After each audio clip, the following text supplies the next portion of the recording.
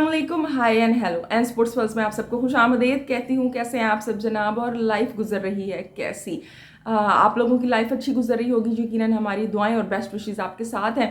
लेकिन हमारी जो लाइफ है, पाकिस्तानी फैंस की जो लाइफ है, वो दुआओं के बावजूद जो है उसमें कोई तब्दीली नहीं आ रही है। एक बड़ा ही आज इम्पोर्टेंट मैच था न्यूजीलैंड के ख़िलाफ़, जो कि पाकिस्तान फिर से हार गया। पाकिस्तानी टीम के मैच हार गई जनाब। इस मैच पर बात करेंगे और इस मैच पर तो हम बात करेंगे, लेकिन हमने कहा कि हमेशा हम जब बात का आगाज़ करते हैं तो क्रिटिसिज्म से करते हैं और कहते हैं भाई ये गलत हो गया, ऐसे नहीं किया, वैसे नहीं किया। तो अब ना पॉजिटिव अप्रोच से बात का आगाज़ शुरू करते हैं।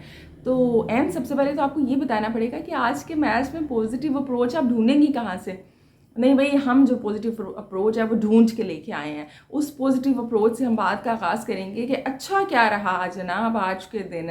और इंडिया के हवाले से आज बेंगलुरु में तीसरा मैच खेला जाएगा अफ़गानिस्तान के ख़िलाफ़, जो कि यकीनन इंडिया बड़ी आसानी से जीत लेगा। सीरीज़ तो इंडिया की टीम पहले ही जीत चुकी है।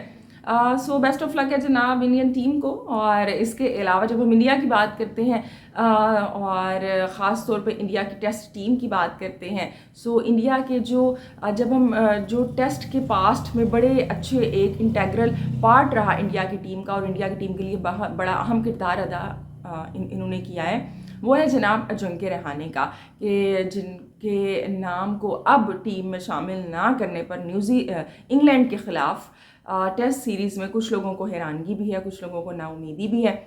तो जनाब अजिंक्य रहाणे की एक स्टेटमेंट सामने आई है, and he is very hopeful about his future. और वो बड़े पुरुमीद हैं और उनकी बड़ी ख्वाहिश है इंडियन टीम में कम बैक करने के लिए। इस हवाले से आपसे बात करेंगे। तो जी सबसे पहले पाकिस्तान की बात करते हैं। न्यूजीलैंड के ख़िलाफ़ तीसरा T20 खेला, 5 T20 की ये सीरीज़ है, 2 T20 अब रह गए हैं। और जी ये तीसरा जो T20 था, अगर पाकिस्तान की टीम जीत लेती तो ये सीरीज़ यकीनन बड़ी इंटरेस्टिंग हो जाती। लेकिन जिस तरह हम खेल रहे हैं, मैदान में उतर रहे हैं, और जिस तरह से गेम का आगाज़ होता है, तब से ही अंदाज़ा हो जाता है कि भाई पाकिस्तान ये गेम हार जाएगा। लेकिन जनाब हम बहरहाल पॉजिटिव जो आज का फैक्टर रहा, उस फैक्टर से बात का आगाज़ करेंगे। और पॉजिटिव रहा जनाब आज के आज इतने अरसे बाद, after a long time, Pakistani team all out नहीं हुई।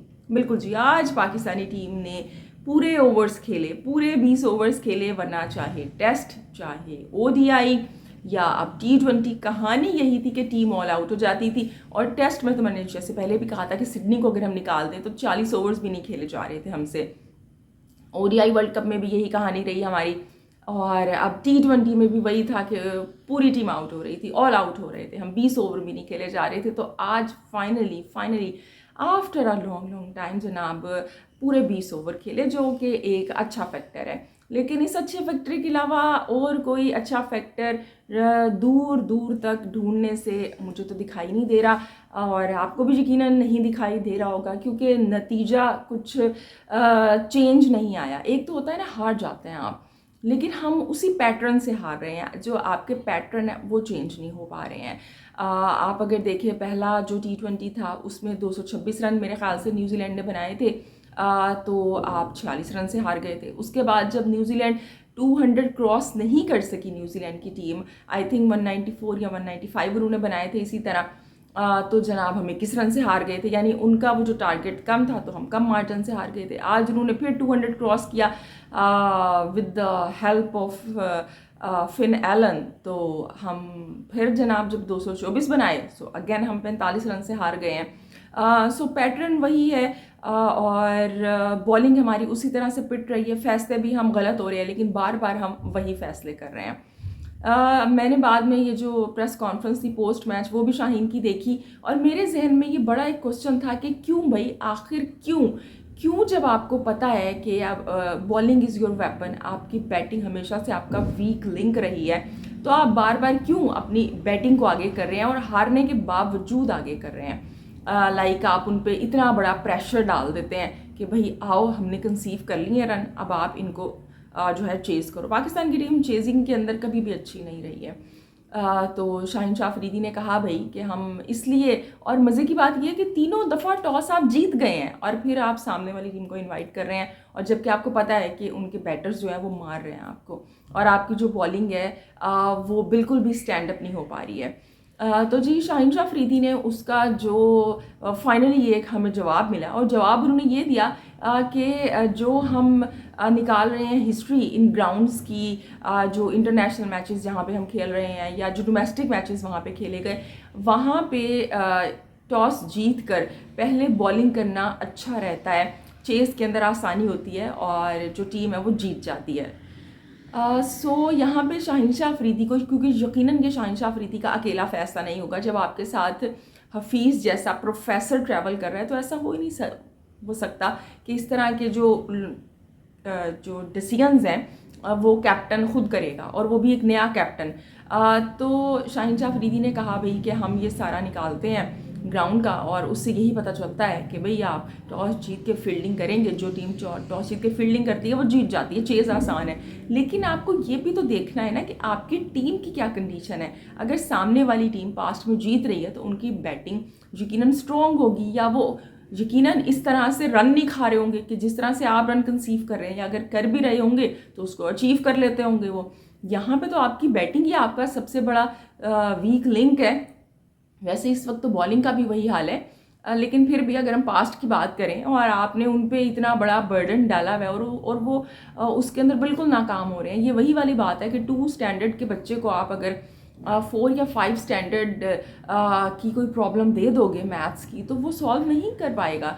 कोई होगा बीच में से जीनियस हाई आईक्यू लेवल वाला जो कि आपको हल करके दे देगा। जब आपको आपका आईक्यू लेवल पता है, आपको पता है आप कितना बोझ बर्दाश्त कर सकते हो, तो उससे ज़्यादा बोझ भाई आप क्यों डाल रहे हो। तो शाहीन को ये सोचना पड़ेगा और मैनेजमेंट को भी ये सोचना पड़ेगा कि ठीक है, आप हिस्ट्री निकाल रहे हैं, आप स्टैट्स को देख रहे हैं, मैचअप्स को, यहाँ पे सब चीज़ें आप देख रहे हैं, लेकिन ग्राउंड में बाहर आप मैचअप्स तो मुझे दिखाई नहीं वो दे रहे हैं कि उन पर कोई काम हो रहा है। लेकिन चलें, आप ग्राउंड की एक हिस्ट्री निकाल रहे हैं, आप स्टैट्स देख रहे हैं, हेड टू हेड आप निकाल रहे हैं, तो आप अपनी टीम की परफॉर्मेंस भी तो देखें ना भाई। अपनी टीम की आप एक वो सॉट एनालिसिस मैंने स्टैट में पढ़ा था, स्ट्रेंथ का, थ्रेट्स का, वीकनेसेस का और अपॉर्चुनिटीज़ का कंपनी एनालिसिस करती हैं, तो आप भी एनालिसिस तो करें ना ये कि आपका अपनी क्या स्ट्रेंथ और वीकनेसेस हैं। तो ये एक गलती हमारी टीम से बार बार हो रही है कि जिसका हम खमियाजा भुगत रहे हैं। और अगर हम बॉलिंग की बात करें तो बॉलिंग तो भाई वर्ल्ड क्लास बॉलिंग जो है वो एक्सपोज होकर रह गई है।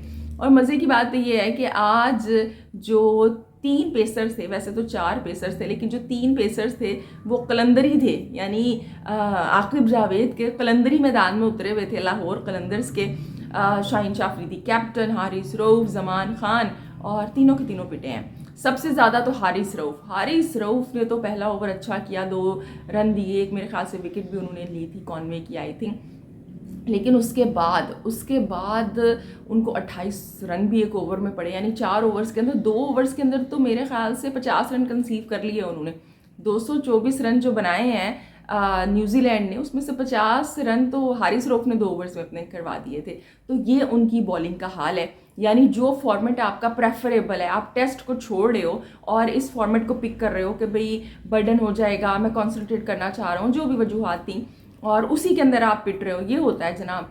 और जमान खान भी कोई इतने ज़्यादा इम्प्रेसिव नहीं रहे, बेहतर बॉलिंग की हारिस रऊफ के मुकाबले में। शाहीन भी महंगे रहे, और वसीम जूनियर ने कुछ बेहतर बॉलिंग की, और जो स्पिनर है माशाल्लाह हमारे भाई, स्पिनिंग के अंदर तो पाकिस्तान ने कमाल कर दिया है। ऐसे वो लग रहा है कि स्पिनर्स तो हमारे पास शायद कहीं रहे ही नहीं है। और जो सईद अजमल है ना, वो जब ये लोग प्रैक्टिस सेशंस कर रहे होते हैं ना, मेरे ख्याल से वो मीटिंग्स के अलावा तब भी सो रहे होते हैं, क्योंकि आप देख लें आज जो नवाज के साथ हुआ है, एक ओवर उनका अच्छा गया होगा, उसके बाद फिर उनकी पिटाई शुरू हो गई, और अभी भी वो जिस तरह उसामा मीर की पिटाई हुई, उनकी भी पिटाई हुई, और काफ़ी महंगे वो पाकिस्तान को पड़े।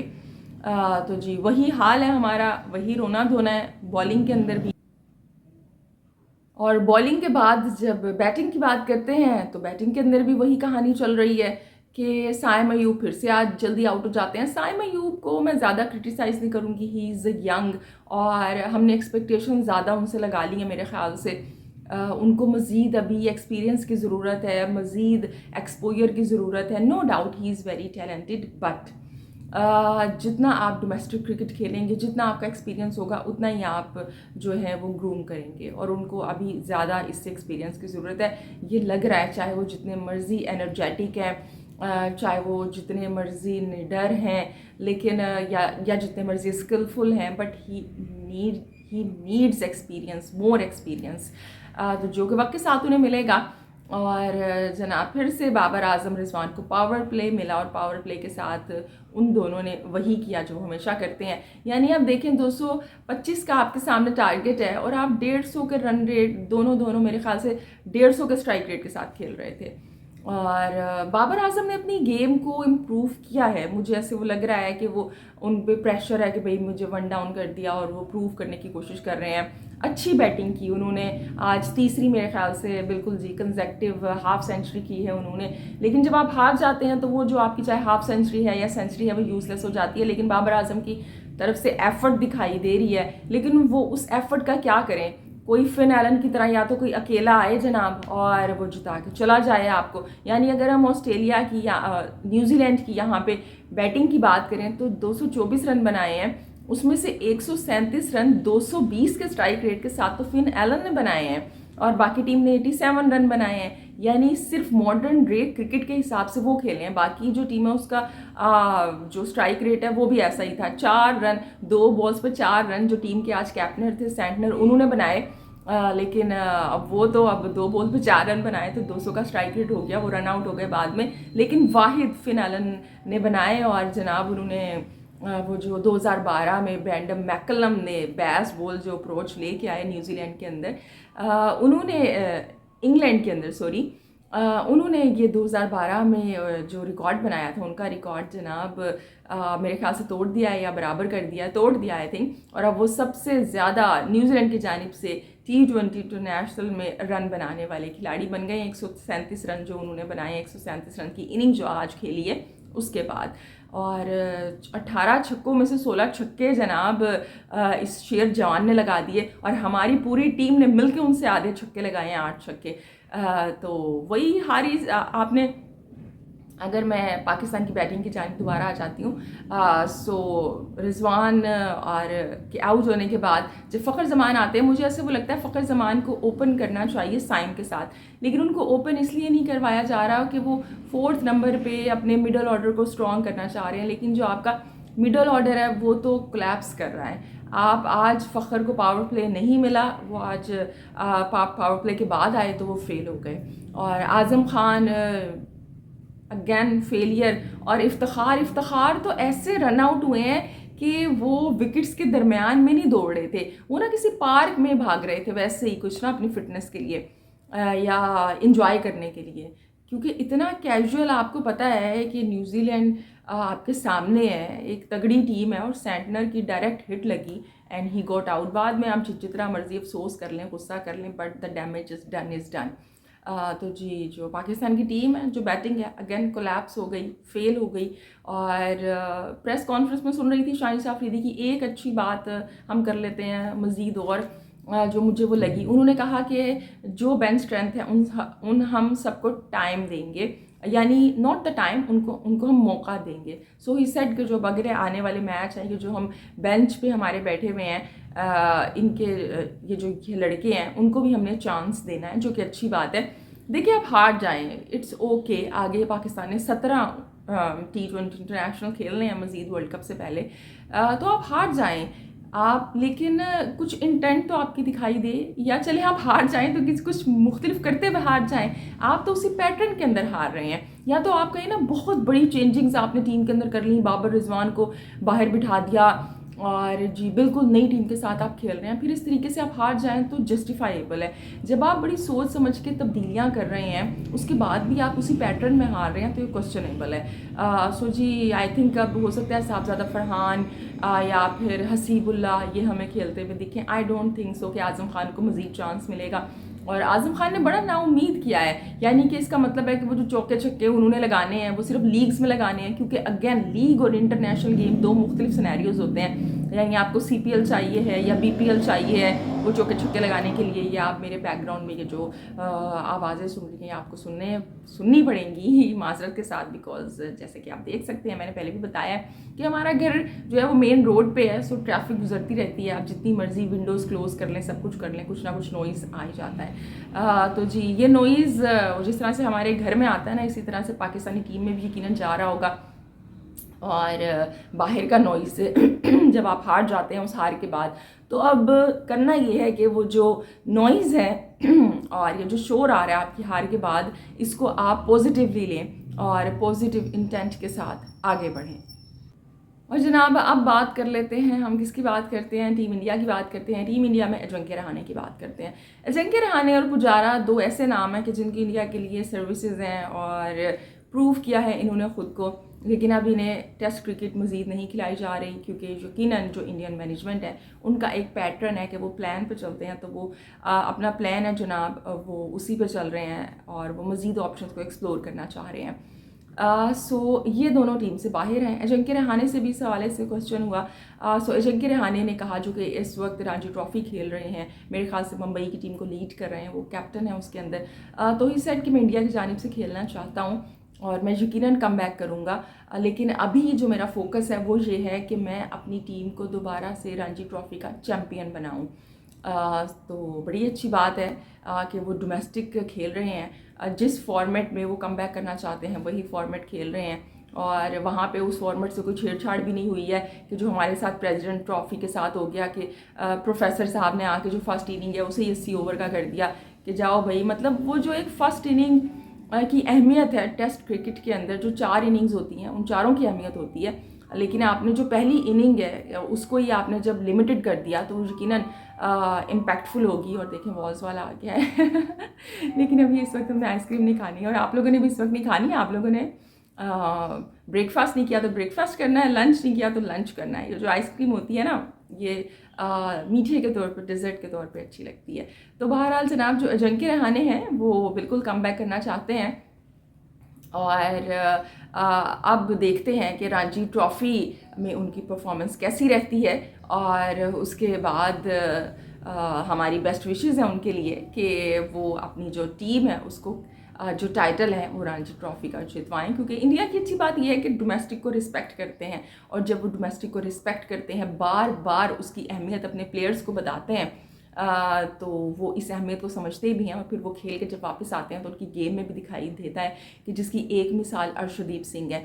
आज जब मैं हारिस रऊफ को पिटते हुए देख रही थी तो मुझे अर्शदीप सिंह याद आ रहे थे। उनके साथ भी 1 साल पहले यही प्रॉब्लम थी कि वो 1-2 ओवर तो अच्छे करवाया करते थे, लेकिन उसके बाद वो इतने रन कंसीव कर लेते थे कि वो अच्छे ओवर किसी को याद नहीं रहते थे। वो जो उन्होंने रन कंसीव किए हुए होते थे वो याद रह जाते थे, और वो बल्कि टीम को डैमेज करते थे। फिर उनको जनाब टीम से ड्रॉप किया गया, डोमेस्टिक क्रिकेट उन्होंने खेली। उसके बाद हमने देखा कि वो एशियन गेम्स में भी इंडिया की जानिब से खेलते हुए दिखाई दिए, और उन्होंने प्रैक्टिस की, और उस प्रैक्टिस के बाद अभी जब मैं उनकी बेंगलुरु के टेस्ट से पहले T20 से पहले आज के प्रेस कॉन्फ्रेंस सुन रही थी, सो ही सेड कि उन्होंने नया ट्राई किया, अपनी गलतियों से सीखा, और अब हमने देखा है कि अब जब वो वापस आए हैं तो वो एक बेहतर फॉर्म में वापस आए हैं। टेस्ट भी वो खेले, ODI भी खेले, और T20 के अंदर भी अच्छा कर रहे हैं। तो मेरे ख्याल से हारिस रऊफ को भी यहाँ पे टाइम की ज़रूरत है, वक्त की ज़रूरत है कि इस वक्त ये मैनेजमेंट को बड़ा फ़ैसला करना पड़ेगा लाहौर कलंदर के ख़िलाफ़ जाके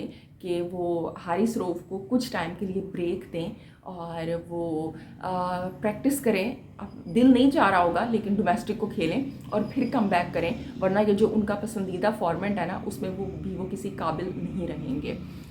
तो जी ये थी आज की वीडियो, और आज के मैच के लिए अगेन इंडिया को बेस्ट ऑफ लक।